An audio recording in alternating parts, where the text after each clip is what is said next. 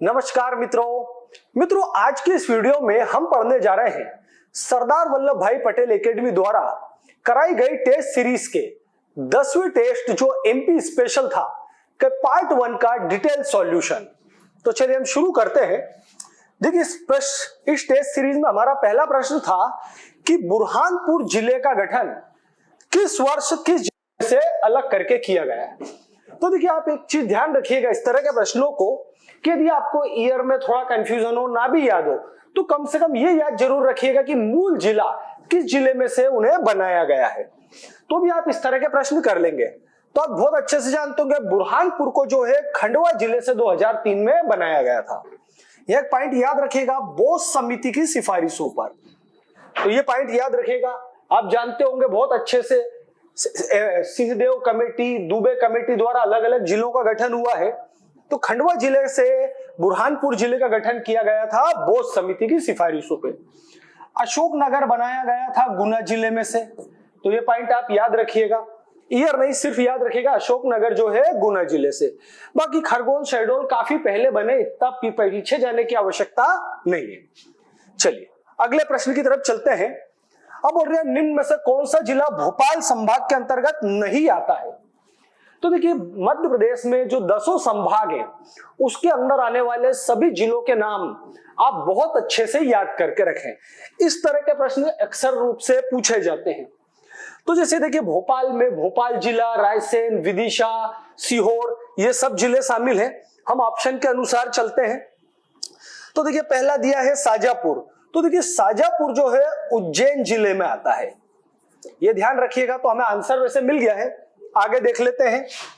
राजगढ़, रायसेन और सीहोर, तो ये तीनों जो है भोपाल जिले में आते हैं। शाजापुर जो है उज्जैन जिले में स्थित है, तो आप ध्यान रखिएगा।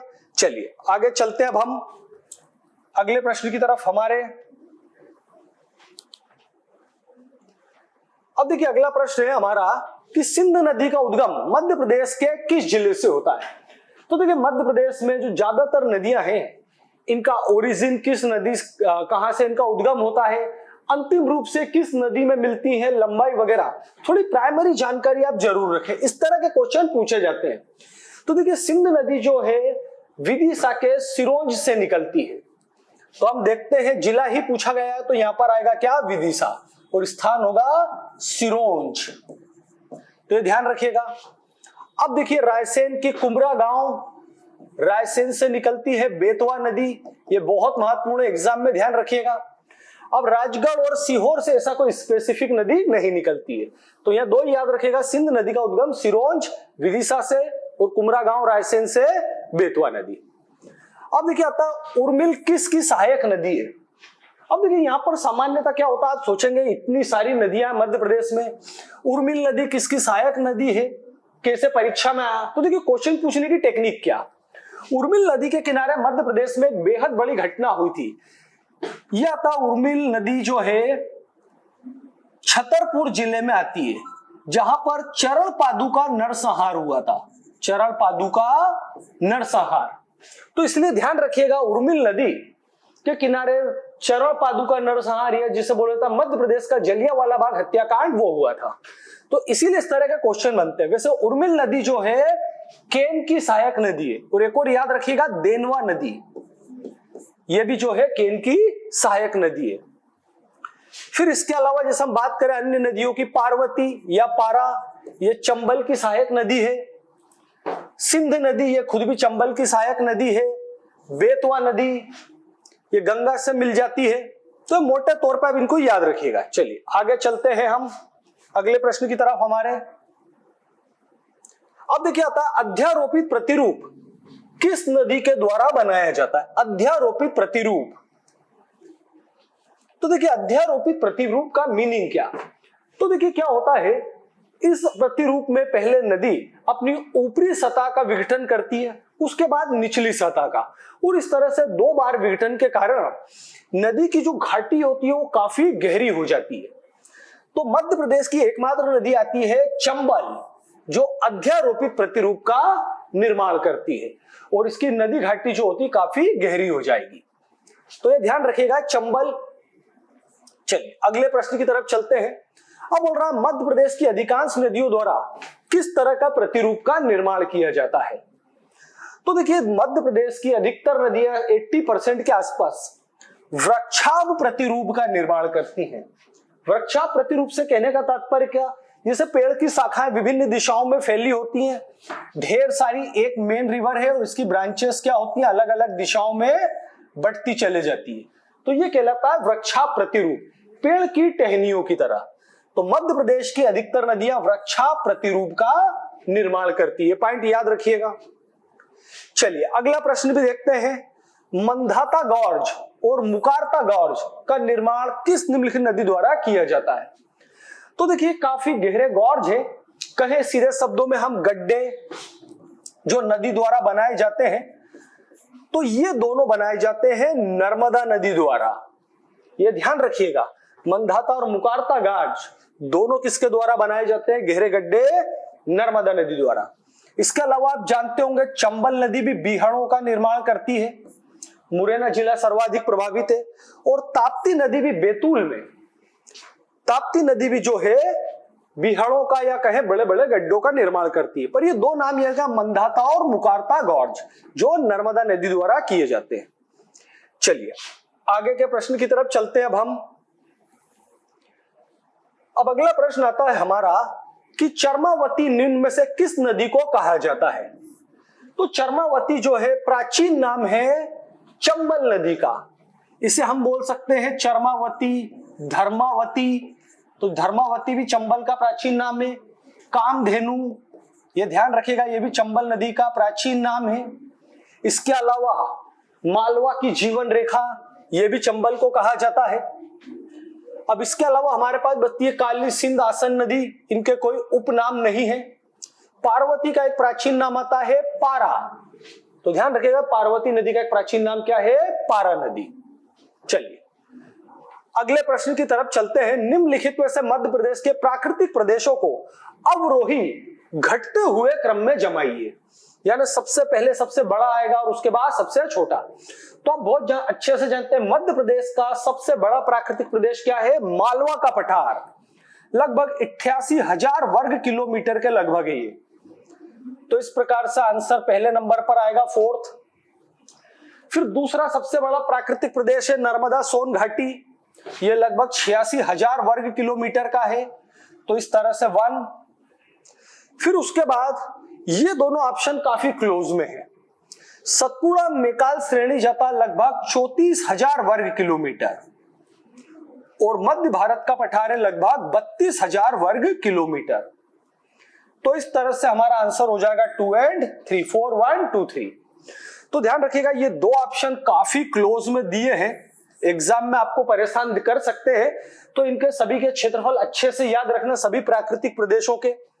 तो आंसर हमारा बन रहा है 4, 1, 2, 3, इस प्रकार से आंसर होगा ए वाला। चलिए अब अपन अगला प्रश्न देखते हैं।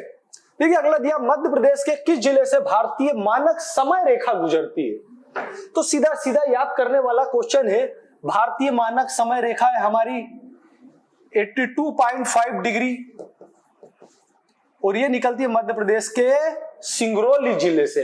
मध्य प्रदेश का एकमात्र जिला है जहां से भारतीय मानक समय रेखा गुजरती है।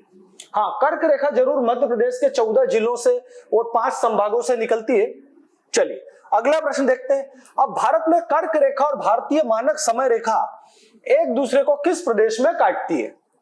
तो देखिए कर्क रेखा और मानक समय रेखा दोनों मध्य प्रदेश भारत के छत्तीसगढ़ राज्य में एक दूसरे को प्रतिच्छेद करती है। वो स्थान आता है सूरजपुर, तो जिला है सूरजपुर, ये याद रखिएगा, और राज्य है छत्तीसगढ़। चलिए अगला प्रश्न देखते हैं अब देखिए अगला प्रश्न भी सीधा सीधा आता है कि मध्य प्रदेश में मानसून की दोनों शाखाएं, यानी बंगाल की शाखा और अरब सागर की शाखा किस प्राकृतिक प्रदेश में आपस में आकर मिलती है। तो सीधा याद ही करना है, इसका आंसर है आपका बघेलखंड का पठार। इसमें सीधा याद करने वाले क्वेश्चन है कि दोनों शाखाएं अरब सागर शाखा और बंगाल की खाड़ी की शाखा कहां पर मर्ज होती है, तो वो स्थान आएगा बघेलखंड का पठार। इसके अलावा कोई विशेष बात इसमें नहीं। चलिए अगला प्रश्न देखते हैं। अब बोला निम्नलिखित में से कौन सा जिला इंदौर संभाग के अंतर्गत नहीं आता है। तो जैसा देखिए मैं आपको पिछले प्रश्न में भी बता चुका हूं कि आपको 10 संभाग में आने वाले जिलों को अच्छी तरह से याद करना होगा कि कम से कम ऑप्शन देखकर आप टिक कर सके। तो देखिए इंदौर संभाग में यदि हम बात करें तो झाबुआ आता है, खंडवा भी आता है, धार भी आता है, ये राजगढ़ नहीं आता है। इसके अलावा अलीराजपुर भी आएगा, देवास भी आता है। तो आपको यहां तो सिर्फ अच्छे से नाम ही याद करना होंगे। तो राजगढ़ जो है भोपाल संभाग के अंतर्गत आता है, यह ध्यान रखिएगा। तो सभी नाम याद करें और इसके अलावा कोई रास्ता नहीं है। चलिए आगे चलते, अगला प्रश्न आता है सिद्ध बाबा की चोटी मध्य प्रदेश के किस जिले में स्थित है। तो देखिए आप जानते होंगे सिद्ध बाबा की चोटी जो है बुंदेलखंड पठार की सबसे ऊंची चोटी है, ये आती है मध्य प्रदेश के दतिया में। तो यहां पर इतना ही पॉइंट याद रखिएगा कहां पर स्थित है, मध्य प्रदेश के दतिया में। चलिए आगे चलते हैं अगले प्रश्न की तरफ। हम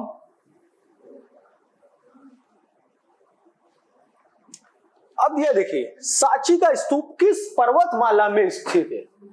इस तरह का प्रश्न आप तभी कर सकते हैं जब आपको मैप का प्रॉपर नॉलेज हो। तो देखिए सांची के स्तूप कहां पर स्थित है, हमारे रायसेन में, भोपाल के नजदीक, नर्मदा नदी के उत्तर की तरफ। तो वहां पर क्या है, विंध्याचल पर्वतमाला। नर्मदा नदी के नीचे की तरफ हम जाएंगे तो क्या आएगा, या नर्मदा के दक्षिण में जाएंगे तो क्या, सतपुड़ा पर्वतमाला। तो सांची स्तूप के लिए हमारा आंसर बन जाएगा विंध्याचल पर्वतमाला। ये सतपुड़ा, महादेव पर्वत, ये दोनों नर्मदा के दक्षिण में है, तो आंसर नहीं आएगा। कैमूर पर्वत श्रेणी जो है वो उधर सतना तरफ आती है, काफी दूर हो जाता है। तो थोड़ा इसको मैप के आधार पर, आप मैप का भी अध्ययन करें। इस तरह के प्रश्न कोई एग्जाम में या किसी बुक में लिखे नहीं होते हैं, मैप के आधार पर लॉजिकली करना पड़ते हैं। अब देखिए आता प्रसिद्ध पर्यटक स्थल ओरछा किस नदी के किनारे है। तो बहुत अच्छे से जानते होंगे ओरछा सिचुएटेड है बेतवा नदी के किनारे, तो ये ध्यान रखिएगा आप। इसके अलावा हम देखें काली सिंध, तो काली सिंध नदी बागली देवास जिला स्थित है यहां पर। इसके अलावा पार्वती आती है सीहोर जिले में। तो ये सभी पॉइंट आप याद रखिएगा। मेन तो ये ओरछा का जो आता है काफी महत्वपूर्ण है। केन आ गई आपकी कटनी में। चलिए अगला प्रश्न देखते हैं हम।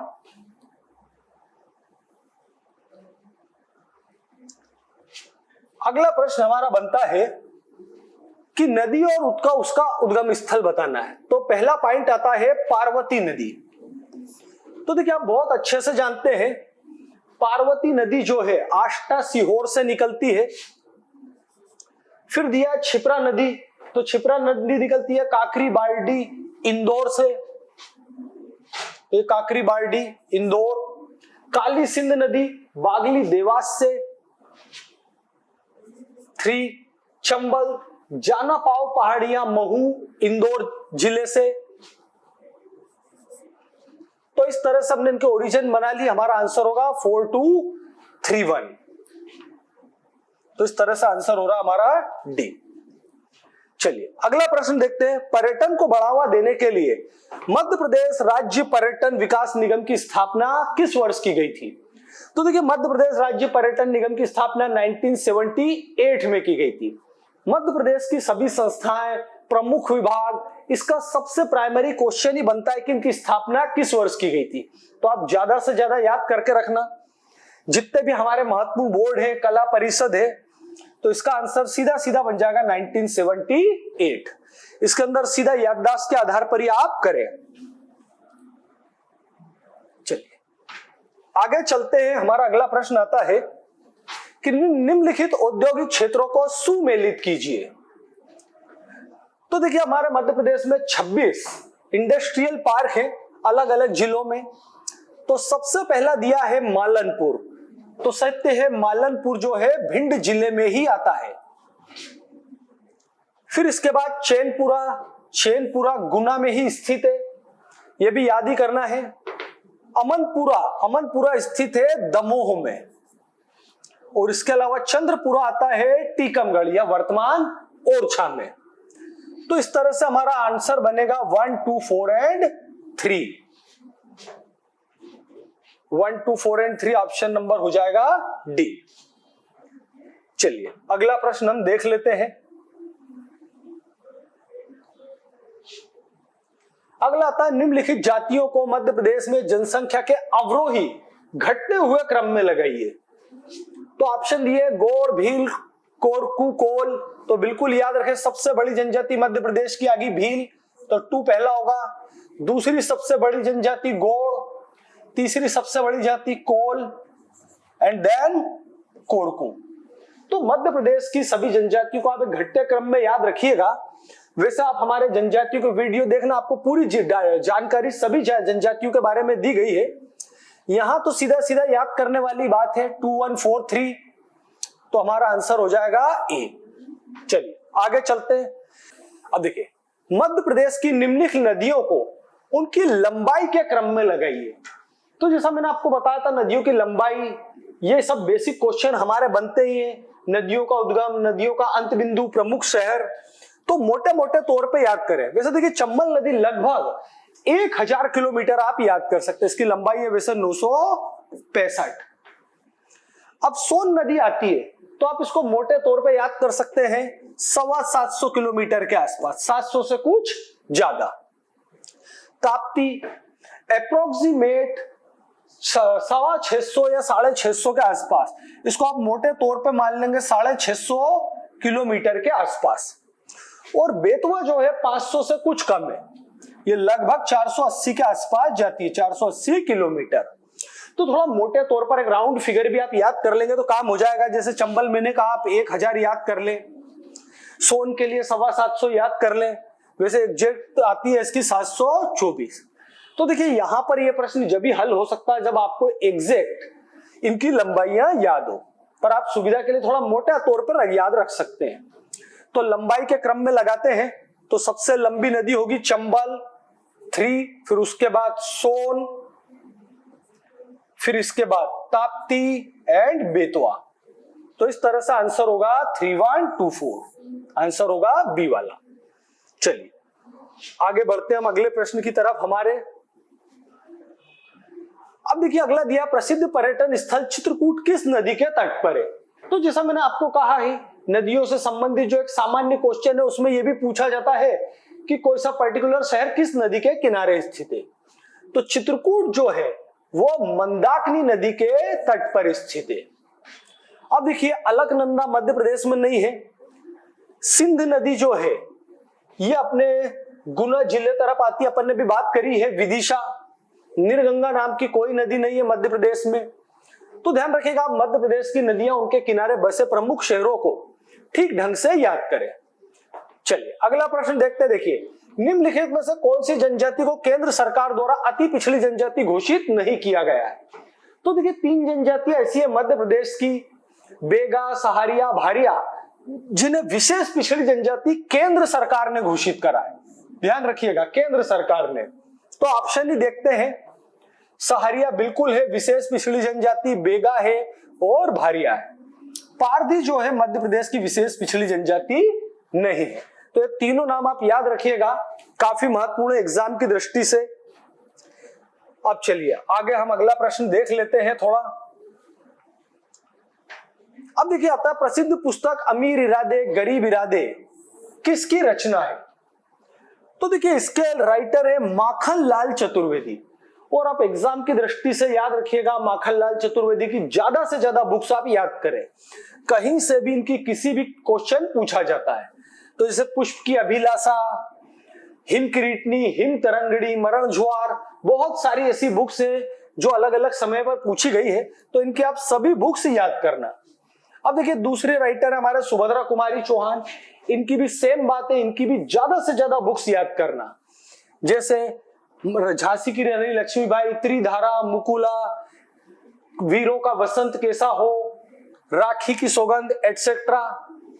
अब पंडित रविशंकर शुक्ल जो हमारे मध्य प्रदेश के पहले मुख्यमंत्री थे, ये साहित्यकार नहीं है। द्वारका प्रसाद मिश्र की एक ही पुस्तक आती है कृष्णायन। तो आप ये पॉइंट याद रखिएगा, कृष्णायन। चलिए अब आता देखिए, मड़ई मेले का आयोजन मुख्य रूप से किस जनजाति द्वारा किया जाता है। तो देखिए वैसे मड़ई का मतलब ही होता है मेला, मड़ई मतलब मेला। ट्राइब के लोग मेले को क्या बोलते हैं? मड़ई।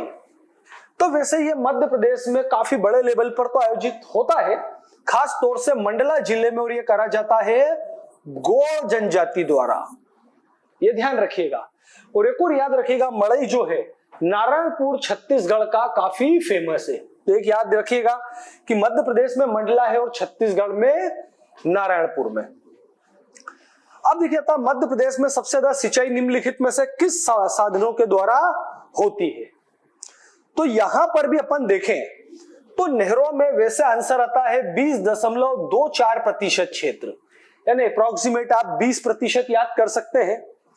तालाबों द्वारा 2.4 के लगभग, कुएं नलकूप द्वारा अप्रोक्सीमेट 67%। तो सीधा आंसर बन गया कुएं और नलकूप। खास तौर से मध्य प्रदेश के पश्चिमी क्षेत्र में सर्वाधिक उपयोग काय का होता है? कुएं और नलकूपों का। तो इसको भी याद करिएगा। चलिए अगले प्रश्न की तरफ चलते हैं हम। अब देखिए अगला प्रश्न आता है, गायों की संख्या की दृष्टि से मध्य प्रदेश का कौन सा स्थान है? तो देखिए गायों की संख्या के हिसाब से मध्य प्रदेश का प्रथम स्थान है, ये ध्यान रखिएगा। और एक और पॉइंट याद रखिएगा, भैंस इसके आधार पे देश में 5वां स्थान। और मध्य प्रदेश में सबसे ज्यादा क्या पाई जाती है? बकरियां। तो ये तीनों पॉइंट आप याद रखिएगा, प्रथम स्थान है। काफी लंबे समय से पूरे देश में गायों की संख्या के आधार पर मध्य प्रदेश का प्रथम स्थान है। अब देखिए हम सुमेलित करते हैं पशु और उनकी नस्ल। पहला आता है बकरी। आंसर दिए निमाड़ की रानी, जमुनापरी, रैम्बुले और बंदावरी। तो जमुनापरी जो है बकरी की प्रजाति है, ये आप जानते होंगे। ये मध्य प्रदेश के मुरैना भिंड तरफ पाई जाती है, बड़े बड़े कान होते हैं। दूसरा आता है गाय। तो गाय निमाड़ की रानी हम बोल सकते हैं। एक और भी है मालवी गाय, मालवा की रानी। निमाड़ी गाय निमाड़ की रानी। भैंस, तो भैंस आती है बंधावरी, ये भी मध्य प्रदेश में ही पाली जाती है। इसके अलावा भेड़ रैम्बुले, तो भेड़ की प्रजाति क्या है? रैम्बुले। और ध्यान रखना मध्य प्रदेश में मोस्टली रैम्बुले प्रजाति की भेड़ ही पाली जाती है। हाँ, गायों में हम कई वैरायटी की गायों को पालते हैं, बकरियों में भी और भैंसों में भी। हाँ, पर मोस्टली रैम्बुले ही भेड़ ऐसी है जो मध्य प्रदेश में सबसे ज्यादा पाली जाती है, यहाँ के एटमॉस्फेयर के अनुकूल है। तो इस तरह से आंसर बनेगा हमारा 2143। तो आंसर हो जाएगा 4th। चलिए अगले प्रश्न की तरफ चलते हैं। अब आते हैं, देखिए मध्य प्रदेश का दुग्ध उत्पादन में कौन सा स्थान है? इसको आप ध्यान रखिएगा। इसका कारण यह है 2019 तक मध्य प्रदेश 7वें स्थान पर था, फिर थोड़ा आगे बढ़ के 4थे स्थान पर आया, और अब हमारे लिए नया अचीवमेंट है 3य स्थान। चूंकि अभी हाल ही के वर्षों में हम बने हैं 4th से 3rd पर आए हैं भारत में, तो इसलिए काफी महत्वपूर्ण हो जाता है एग्जाम की दृष्टि से। तो ध्यान रखिएगा दूध उत्पादन में वर्तमान में हम देश में हमारा 3रा स्थान है। अब देखिए अगला प्रश्न देखते हैं, अरहर अनुसंधान केंद्र। तो यह आता है अमलाहा सीहोर में। अमलाहा सीहोर में जो है हमारा अरहर तुअर दाल अनुसंधान केंद्र स्थित है। देखिए बुरहानपुर में तो कोई विशेष अनुसंधान केंद्र नहीं है, रीवा में नहीं है। यहाँ पर रीवा जो है सुंदरजा आम के लिए प्रसिद्ध है, ये ध्यान रखिएगा। रीवा का सुंदरजा आम काफी प्रसिद्ध होता है। ग्वालियर में आता है आलू अनुसंधान केंद्र, तो ये ध्यान रखिएगा, ग्वालियर में आलू अनुसंधान केंद्र स्थित है। अब देखिए निम्नलिखित में से कौन सी फसल रबी की फसल नहीं है? तो देखिए रबी खरीफ जायद की फसलों के नाम सीधे सीधे याद होने चाहिए। गेहूं बिल्कुल रबी की फसल है, चना भी है, राई भी है, एंड धान नहीं है। तो इस प्रकार आंसर क्या हो जाएगा? धान, की रबी की फसल नहीं है। चलिए अगला प्रश्न देखते हैं, प्रदेश का सबसे बड़ा ज्वार उत्पादक जिला। तो देखिए मध्य प्रदेश का सबसे बड़ा ज्वार उत्पादक जिला आता है आपका बड़वानी, ये प्रमुख जो है केंद्र है। अब यदि हम बाकी जिलों की बात करें, धार, तो देखिए धार का किसी एक पर्टिकुलर फसल के उत्पादन में बड़ा नाम तो नहीं है। खरगोन जरूर आता है मूंगफली के उत्पादन में। सबसे ज्यादा मूंगफली का उत्पादन कहां होता है? खरगोन में। झाबुआ में याद रखिएगा, वैसे इसका नाम किसी फसल के उत्पादन में नंबर 1 में तो नहीं आता है, पर नूरजहां आम के लिए झाबुआ अलीराजपुर काफी फेमस है, तो ये ध्यान रखिएगा, नूरजहां आम। चलिए आगे चलते हैं। मध्य प्रदेश की प्रमुख फसल कौन सी है? तो देखिए प्रमुख फसल पूछा गया है, वो आती है गेहूं। मध्य प्रदेश की प्रमुख फसल क्या है? गेहूं। सोयाबीन जो है मध्य प्रदेश की राजकीय फसल है, तो ये पॉइंट याद रखिएगा, सोयाबीन राजकीय फसल है और प्रमुख फसल गेहूं। अब देखिए आगे चलते हैं। मध्य प्रदेश की औसतन वर्षा की परिवर्तनीयता का प्रतिशत क्या है? तो देखिए पहले हम देखते हैं औसतन वर्षा की परिवर्तनीयता का मीनिंग क्या। तो देखिए प्रति वर्ष बरसात की मात्रा में होने वाली कमी या वृद्धि को क्या कहा जाता है? परिवर्तनीयता। कि बरसात किसी वर्ष पिछले एवरेज से कम हुई है या ज्यादा, तो इसमें सीधा सीधा इसका उत्तर है 20.5। मध्य प्रदेश की वर्षा की परिवर्तनीयता दर यानी 20% कम या ज्यादा मध्य प्रदेश में वर्षा हो सकती है। चलिए अगला प्रश्न की तरफ चलते हैं हम। अब देखिए आता निम्न में से कौन सा विकल्प मध्य प्रदेश में वर्षा की प्रकृति को सही ढंग से निरूपित करता है? तो जैसे आप देख रहे हैं ऑप्शन, तो इस तरह के प्रश्नों को बड़ा ध्यान से करिएगा। अब देखिए क्या बोला है, वर्षा पश्चिम से पूर्व की ओर, पश्चिम से पूर्व की ओर और दक्षिण से उत्तर की ओर जाने पर बढ़ती है। यह बढ़ने की बात करी गई है दोनों तरफ। तो देखिए पहला दिया है पश्चिम से पूर्व की ओर बढ़ती है, तो बिल्कुल सही है, पश्चिम से पूर्व की तरफ मध्य प्रदेश में वर्षा बढ़ती है। दक्षिण से उत्तर की ओर जाने पर बढ़ती है, तो दक्षिण से उत्तर की ओर जाने पर घटती है, बढ़ती नहीं है, तो इस तरह से यह आंसर रॉन्ग होगा। तो जैसा मैंने अभी कहा, आपको इस तरह के क्वेश्चन बहुत ध्यान से आप करें। अब देखिए आगे, वर्षा पूर्व से पश्चिम की ओर तथा दक्षिण से उत्तर की ओर जाने पर घटती है। अब घटने की बात हो रही है, तो देखिए पूर्व से पश्चिम की ओर घटती है, तो बिल्कुल सत्य है, पूर्व में अधिक वर्षा होती है, पश्चिम में कम, तो ये वाली बात सही है। आगे दक्षिण से उत्तर की ओर भी घटती है, तो बिल्कुल सत्य है, मध्य प्रदेश में दक्षिण से उत्तर की ओर वर्षा कम होती है, तो आंसर क्या होगा इसका? बी। तो इस तरह से आंसर हुआ बी। बस ये अपने कंसेप्ट के ऊपर बेस्ड है, मैप पर आधारित बनते हैं ये क्वेश्चन, ध्यान से करिएगा इस तरह के प्रश्नों को। चलिए आगे हम चलते हैं अगले प्रश्न की तरफ।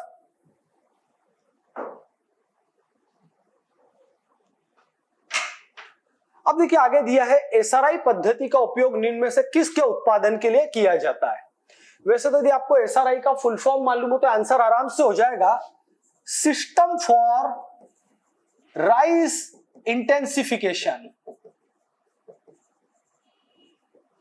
सिस्टम फॉर राइस इंटेंसिफिकेशन, तो इसका सीधा सीधा उत्तर बन जाएगा धान। इसकी मदद से जो है कम पानी में भी धान का उत्पादन किया जाता है, तो ध्यान रखिएगा धान के लिए है। चलिए अगले प्रश्न की तरफ चलते हैं। बोला मध्य प्रदेश के कुल कितने अभ्यारण्यों में टाइगर प्रोजेक्ट चलाया गया है? तो देखिए यहां पर अभ्यारण्यों की बात करी गई है, तो टाइगर प्रोजेक्ट 6 नेशनल पार्क और 1 वन अभ्यारण्य में है, वाइल्ड लाइफ सेंचुरी। रातापानी जो है रायसेन जिले में, ये जो है नेशनल पार्क नहीं है, पर यहां पर भी क्या टाइगर प्रोजेक्ट चलता है। इसके अलावा कान्हा, किसली, पेंच, बांधवगढ़ वगैरह सभी में जो है टाइगर प्रोजेक्ट मध्य प्रदेश में चलता है। तो 6 नेशनल पार्क और 1 वाइल्ड लाइफ सेंचुरी, इस प्रकार आंसर हो जाएगा 7। तो ध्यान रखिएगा। चलिए अगला प्रश्न देखते हैं हम। अब अगला बोला गया मध्य प्रदेश का कौन सा जिला अपने अधिकतम लिंग अनुपात के लिए जाना जाता है? तो बालाघाट 1021 सेक्स रेशो है यहां पर लिंग अनुपात, ये सीधा सीधा याद रखिएगा। अलीराजपुर, डिंडोरी, मंडला, तो ये भी सेक्स रेशो में काफी सुधरे हुए जिले हैं। तो ध्यान रखिएगा, यहां तो इतना ही क्वेश्चन बनता है, बालाघाट में जो है मध्य प्रदेश में सर्वाधिक जो है सेक्स रेशो है। अब इसके अलावा भिंड में आपका आता है 837 भिंड में, तो ये जो है न्यूनतम सेक्स रेशो वाला जिला है, न्यूनतम लिंग अनुपात। अब आता है सबसे अधिकतम जनसंख्या घनत्व, तो देखिए वो आता है 855 भोपाल में। भोपाल का जनसंख्या घनत्व कितना है? 855। न्यूनतम किसका है? डिंडोरी का 94। तो ये दोनों पॉइंट आप याद रखिएगा, सर्वाधिक जनसंख्या घनत्व है भोपाल में और न्यूनतम है डिंडोरी में। चलिए आगे चलते हैं अब हम अगले प्रश्न की तरफ हमारे। अब देखिए अगला प्रश्न है, मध्य प्रदेश के बारे में निम्नलिखित में से सही कथनों पर विचार कीजिए। हमें मध्य प्रदेश के बारे में सत्य कथन बताने हैं। पहला दिया है, मध्य प्रदेश का उत्तर दक्षिणी विस्तार पूर्वी पश्चिमी विस्तार की अपेक्षा कम है। तो वैसे सही भी है, उत्तर से दक्षिण तक मध्य प्रदेश है 605 किलोमीटर और पूर्व से पश्चिम तक है 870 किलोमीटर। तो जो है मध्य प्रदेश का उत्तर दक्षिणी विस्तार जो है पूर्व पश्चिम की तुलना में कम है। तो इस तरह से यह कथन सत्य है।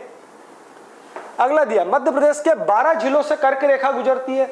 12 नहीं 14 जिलों से कर्क रेखा गुजरती है, तो ये रॉन्ग होगा। अब पश्चिम में कर्क रेखा रतलाम में प्रवेश करती है तथा पूर्व में शहडोल जिले से बाहर निकलती है, तो बिल्कुल सत्य है। कर्क रेखा के बारे में कथन पूरी तरह सत्य है। फिर अगला दिया, नर्मदा की लंबाई 1315 किलोमीटर है। तो 1315 नहीं 1312 किलोमीटर है कुल लंबाई, इसमें से 1077 मध्य प्रदेश में। तो इस तरह से आंसर होगा फोर्थ। तुम्हारा फाइनल आंसर बन रहा है 1, 3 एंड 4। तो आंसर हो जाएगा सी, 1, 3 एंड 4। चलिए अगले प्रश्न की तरफ हम चलते हैं। अगला प्रश्न है, गणेश शंकर विद्यार्थी पुरस्कार किस क्षेत्र में प्रदान किया जाता है? तो देखिए गणेश शंकर विद्यार्थी एक फ्रीडम फाइटर और एक पत्रकार थे, तो यह पुरस्कार जो है पत्रकारिता के क्षेत्र में दिया जाता है, ये ध्यान रखिएगा। खेल के लिए मध्य प्रदेश में जो है मलखंब के लिए प्रभाष जोशी पुरस्कार दिया जाता है। प्रभाष जोशी पुरस्कार, एकलव्य पुरस्कार एंड सो ऑन। संगीत के लिए तानसेन पुरस्कार, लता मंगेशकर सुगम संगीत पुरस्कार, कुमार गंधर्व पुरस्कार है। उत्कृष्ट सम्मान अभी मध्य प्रदेश में नहीं है। चलिए अगला प्रश्न देखते हैं। प्रसिद्ध साहित्यकार भवानी प्रसाद मिश्र का जन्म कहां हुआ था? तो देखिए भवानी प्रसाद मिश्र का जन्म हुआ था आपके होशंगाबाद या नर्मदापुरम जिले में। यहीं पर माखनलाल चतुर्वेदी और हरिशंकर परसाई का भी जन्म हुआ था। सागर जिले में कवि पद्माकर का जन्म हुआ था, प्रसिद्ध कवि। उज्जैन जिले में हमारे प्रसिद्ध व्यंग्यकार शरद जोशी का जन्म हुआ था, तो ये पॉइंट याद रखिएगा। और उज्जैन जो है प्रसिद्ध कवि नंद दुलारे वाजपेयी की कर्म भूमि रहा है। उनका जन्म जरूर यूपी में हुआ था, पर नंद दुलारे वाजपेयी की कर्म भूमि क्या रहा है? उज्जैन। अब देखिए अगला आता है, कान्हा बाबा का मेला कहां लगता है? तो काफी बार एग्जाम में पूछा गया प्रश्न, ये होता है सोडलपुर हरदा में। ध्यान रखिएगा, काफी प्रसिद्ध है, लगभग ये 350 साल पुराना 278 इयर्स ओल्ड मेला है। रीवा में बहुत ध्यान रखिएगा, महामृत्युंजय मेला। महामृत्युंजय मेला कहां होता है? रीवा में आयोजित होता है। होशंगाबाद में भी काफी है, सबसे कम 13 मेले के लगभग है। ध्यान रखिएगा, मध्य प्रदेश के नर्मदापुरम जिले में सबसे कम 13 मेले आयोजित होते हैं और सबसे ज्यादा उज्जैन जिले में 250। बड़वानी में ऐसा कोई नहीं है, पर आप बोल सकते हैं 52 गजा का मेला। 52 गजा का मेला, पर ध्यान रखिएगा 52 गजा का मेला 12 साल में एक बार आयोजित होता है। चलिए अगला चलते हैं, गरबा गरबी गवलन।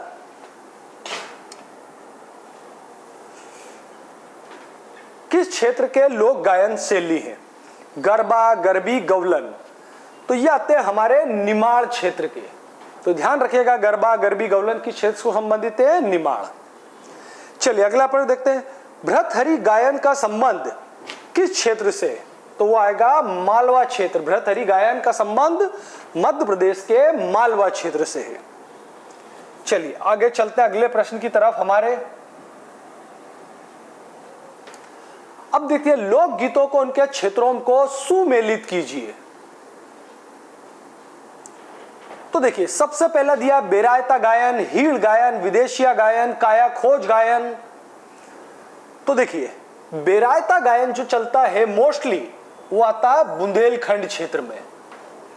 हीड़ गायन होता है आपके मालवा में, ये ध्यान रखिएगा, हीड़ गायन का संबंध है मालवा। विदेशिया गायन होता है बघेलखंड में और काया खोज होता है निमाड़ क्षेत्र में। तो इस तरह से हमारा आंसर होगा 2143 आंसर नंबर हो गया है डी। तो देखिए इनमें तो याद ही करना है।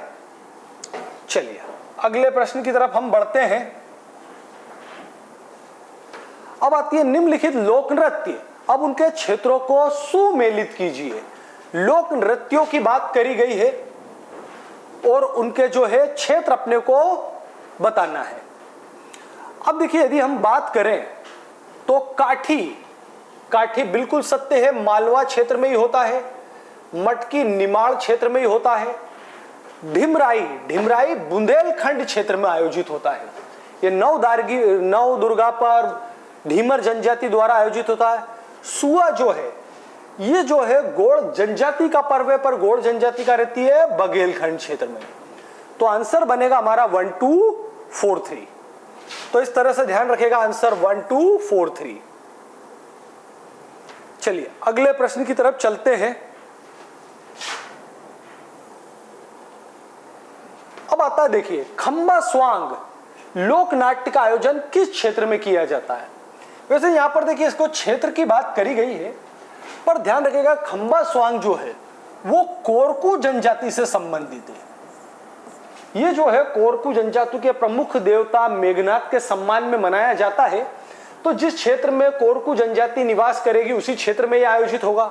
अब हम जानते हैं कोरकू जनजाति मध्य प्रदेश के दक्षिणी भाग बैतूल, खंडवा, खरगोन, निमाड़ क्षेत्र भी जिसे हम बोल सकते हैं।